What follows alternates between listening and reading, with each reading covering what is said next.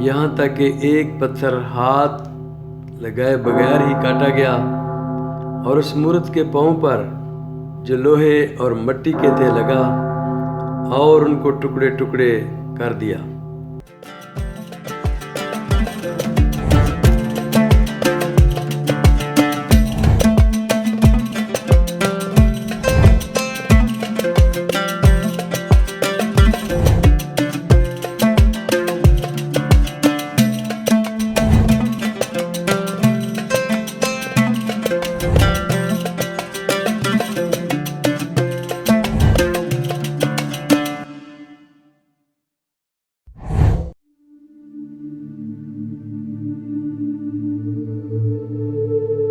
دنیا کی حکمت کے برعکس خدا سے وفاداری۔ جب آپ کے غریب ترین رشتہ دار بیمار ہوتے ہیں، کیا وہ جادوگر کے پاس علاج کے لیے جاتے ہیں؟ جادو کا استعمال کرنے والے کارندوں کی لمبی تاریخ ہے۔ اسلام، بدھ مت اور یہاں تک کہ مسیحیت سے پہلے بابل کے لوگ جادو کا بہت زیادہ استعمال کرتے تھے، اور آج بھی دنیا میں کچھ لوگ اس کا استعمال کرتے ہیں۔ دانیل نبی کی کہانی یہ ظاہر کرتی ہے کہ جادوگر خدا کی قدرت سے اپنے کاموں میں کامیاب نہیں ہوتے تھے۔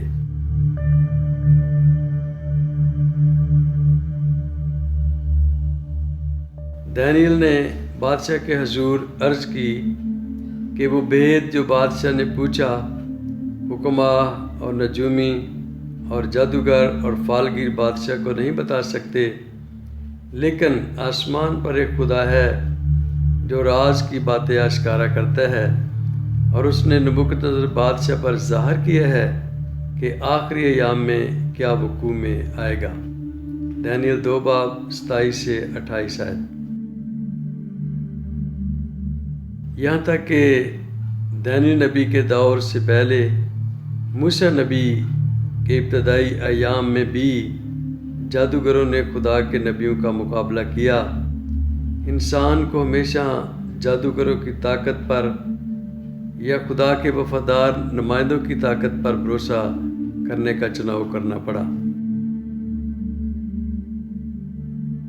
تب فرعون نے بھی داناؤں اور جادوگروں کو بلوایا، اور مصر کے جادوگروں نے بھی اپنے جادو سے ایسا ہی کیا، پر فرعون کا دل سخت ہو گیا، اور جیسا خداوند نے کہہ دیا تھا اس نے ان کی نہ سنی۔ خروج 7 باب 11 سے 22 آیت، جو 15ویں صدی قبل از مسیح میں موسیٰ نے تحریر کی۔ آج ہمارے ہاں حکماء کی ایک جماعت ہے جو سچے مذہب سے روشنی حاصل کرتے ہیں۔ وہ خدا کے وجود پر شک کرتے ہیں۔ وہ یوں مظاہرہ کرتے جیسے ایمان بیوقوفی ہے۔ خدا کے انبیاء نے پیشن گوئی کی کہ یہ جماعت اخیر زمانہ سے کچھ پہلے وجود میں آئے گی،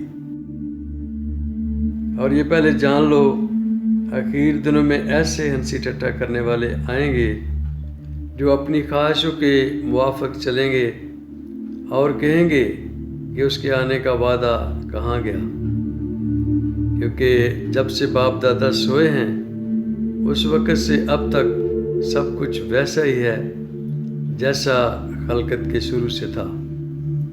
وہ تو جان بوجھ کر یہ بھول گئے کہ خدا کے کلام کے ذریعہ آسمان قدیم سے موجود ہیں، اور زمین پانی میں سے بنی اور پانی میں قائم ہے۔ دوسرا پطرس 3 باب 3 سے 5 آیات، جو پہلی صدی عیسوی میں تحریر ہوئیں۔ جب دانیل نبی نے دعا کی، اسے جادوگروں اور فلسفے کے استادوں کی نسبت زیادہ حکمت عطا کی گئی تھی، اور وہ اگلی 25 صدیوں کے لیے دنیا کی تاریخ کی پیشن گوئی کرنے کے قابل تھا۔ اسے نبوکدنصر کا خواب دکھایا گیا تھا۔ وہ بڑی مورت سونے، چاندی، تانبے اور لوہے سے بنی ہوئی تھی، جبکہ اس نے ایک بڑا پتھر آسمان سے گرتے ہوئے دیکھا اور مورت کو تباہ کر دیا۔ نبی کے اپنے الفاظ میں خواب کو سنیں۔ اے بادشاہ، تو نے ایک بڑی مورت دیکھی۔ وہ مورت جس کی رونق بے نہایت تھی تیرے سامنے کھڑی ہوئی، اور اس کی صورت ہیبت ناک تھی۔ اس مورت کا سر خالص سونے کا تھا، اس کا سینہ اور اس کے بازو چاندی کے، اس کا شکم اور اس کی رانیں تانبے کی تھیں، اس کی ٹانگیں لوہے کی اور اس کے پاؤں کچھ لوہے کے اور کچھ مٹی کے تھے۔ تو اسے دیکھتا رہا یہاں تک کہ ایک پتھر ہاتھ لگائے بغیر ہی کاٹا گیا، اور اس مورت کے پاؤں پر جو لوہے اور مٹی کے تھے لگا اور ان کو ٹکڑے ٹکڑے کر دیا۔ تب لوہا، مٹی اور تانبا اور چاندی اور سونا ٹکڑے ٹکڑے کیے گئے اور تابستانی کھلیان کے بوسے کی مانند ہوئے، اور ہوا ان کو اڑا لے گئی یہاں تک کہ ان کا پتہ نہ ملا۔ اور وہ پتھر جس نے مورت کو توڑا ایک بڑا پہاڑ بن گیا اور تمام زمین میں پھیل گیا۔ دانیل 2 باب 31 سے 35 آیت۔ اس خواب کے کیا معنی تھے؟ نبی نے اس سوال کا جواب دیا، بس ہمیں اس پر ایمان رکھنے کی ضرورت نہیں جو استاد اس کے بارے کہے۔ دراصل یہ خواب براہ راست آج کے دور کے لوگوں سے تعلق رکھتا ہے۔ وہ خواب یہ ہے، اور اس کی تعبیر بادشاہ کے حضور بیان کرتا ہوں۔ اے بادشاہ، تو شہنشاہ ہے جس کو آسمان کے خدا نے بادشاہی و توانائی اور قدرت و شوکت بخشی ہے، اور جہاں کہیں بنی آدم سکونت کرتے ہیں اس نے میدان کے چرندے اور ہوا کے پرندے تیرے حوالہ کر کے تجھ کو ان سب کا حاکم بنایا ہے۔ وہ سونے کا سر تو ہی ہے۔ دانیل 2 باب 36 سے 38 آیت۔ لہذا بابل کی سلطنت جو اپنی طاقت کے عروج پر، اس سرزمین پر جو اب عراق ہے، یہ سونے کا سر تھا۔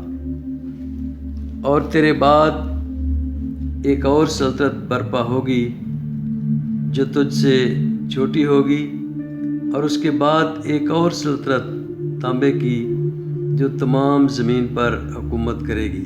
دانیل 2 باب اس کی 39 آیت۔ اگر آپ تاریخ کے طالب علم ہیں تو آپ جانتے ہیں کہ شاہ فارس خورس نے، جو فارس کا قدیم ہیرو ہے، اس نے بابل کو فتح کیا۔ فارس چاندی کا سینہ تھا، اور 2 صدیوں بعد سکندر اعظم نے فارسیوں کو ایک فیصلہ کن انداز میں شکست دی، جس سے یونانی سلطنت کو راہ مل گیا۔ اس کے بعد روم نے یونانی ریاستوں کو لے لیا، اور جسے دانیل نے لوہے کی حکومت سے تشبیہ دی تھی۔ اور چوتھی سلطنت لوہے کی مانند مضبوط ہوگی، اور جس طرح لوہا توڑ ڈالتا ہے اور سب چیزوں پر غالب آتا ہے، ہاں جس طرح لوہا سب چیزوں کو ٹکڑے ٹکڑے کرتا اور کچلتا ہے، اسی طرح وہ ٹکڑے ٹکڑے کرے گی اور کچل ڈالے گی۔ دانیل 2 باب اس کی 40 ہے۔ دراصل روم نے انگلستان سے لے کر شمالی افریقہ اور مشرق وسطیٰ کی سرزمین جو سینکڑوں قبائل کی ملکیت تھی حکومت کی۔ رومی اس بات پر یقین رکھتے تھے کہ ان کے بت پرست دیوتا مشتری نے ساری دنیا ان کو دے دی ہے، اور جتنی جلدی وہ اسے حاصل کر سکتے ہیں۔ لیکن رومیوں کی بت پرستی نے انبیاء کی کچھ تعلیمات کو قبول کیا اور بہت سے دوسروں کو رد کر دیا۔ اس کے ساتھ وہ مسیح کے پیروکار ہونے کا دعویٰ کرتے ہیں۔ یہ اس وقت ہوا جب روم چھوٹی چھوٹی ریاستوں میں بکھر رہا تھا، جو آخر کار یورپ کی طاقت بن گئی۔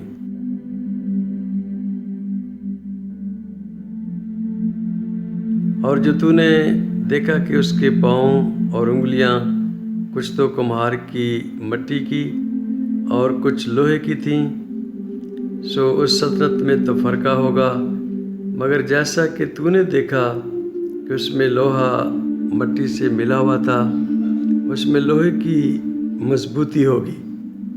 دانیل 2 باب اس کی 41 آیت۔ دانیل کو یہ دکھایا گیا تھا کہ یورپی قومیں پھر کبھی بھی ایک سلطنت نہ ہوں گی۔ اس نے دیکھا کہ انہوں نے اپنی سلطنتوں کو شاہی خاندانوں کی وٹے سٹے کی شادیوں کے ذریعہ متحد کرنے کی کوشش کی، مگر ناکام ہو گئے۔ اور چونکہ پاؤں کی انگلیاں کچھ لوہے کی کچھ مٹی کی تھیں، اس لیے سلطنت کچھ قوی اور کچھ ضعیف ہوگی۔ اور جیسا تو نے دیکھا کہ لوہا مٹی سے ملا ہوا تھا، وہ بنی آدم سے آمیختہ ہوں گے، لیکن جیسے لوہا مٹی سے میل نہیں کھاتا، ویسے ہی وہ بھی باہم میل نہ کھائیں گے۔ دانیل 2 باب 42 سے 43 آیت۔ اگلے 2000 سالوں کے بارے ایسی ٹھیک یا درست پیشن گوئی خدا کی قوت کے بغیر نہیں کی جا سکتی تھی۔ لیکن یورپی ریاستوں کے بعد کون آئے گا؟ وہ قوتیں جو آج بھی دنیا میں موجود ہیں۔ ہم اپنے اگلے سیکشن میں اس کے بارے غور کریں گے۔